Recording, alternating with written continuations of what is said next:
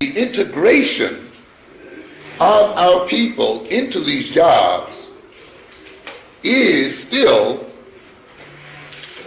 being done to maintain a grip on the economic system. So what do? As oftentimes my students, you are being educated to put a black face on white power. I was reading something the other day. We were talking about conditioning, and in my psych class the other day, and how you use conditioning to manipulate desires and so forth in people, and to try to induce people to buy various items. And of course, it talked about the Coke campaign, how Coke would start off its campaign with Bill Cosby's show, how it would be identified with intimate groups and so forth, associations, how Michael Jackson, I believe, would be used as such, how Michael Jordan, the basketball player, would be used as shown drinking Coke and so forth, and how a black advertising agency would be hired to project this image to black people. It had Fernando Valenzuela for the Hispanics.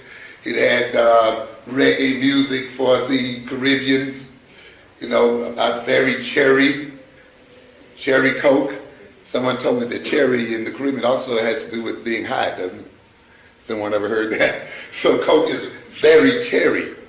And yet you see here then an association of a product with people's culture and with their backgrounds and with their values as a way of manipulating the mind, manipulating their desires and creating desires in them and increasing their consumption, and using then black agencies and Hispanic agencies and Asian agencies, and hiring black vice presidents. And it always amuses me when you read about the vice presidents of large corporations, and you always get to this black person who's the vice president of special markets.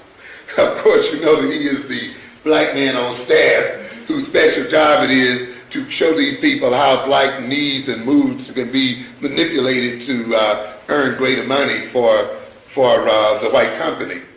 So in the end, while you may point out that now you have black vice presidents and you have black advertising agencies and how far we've come, when you get down to the very bottom dollar, it is still the old game of extracting resources and money and everything else out of black people and using them to enrich the economic power and resources of Europeans.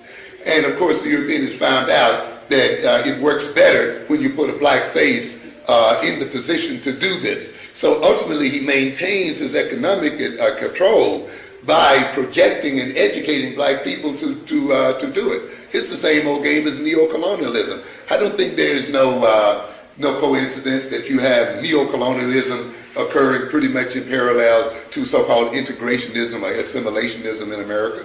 The same kind of game is going on, putting black faces on white power, because when you look under that black face, you'll still see economic control and economic manipulation taking place.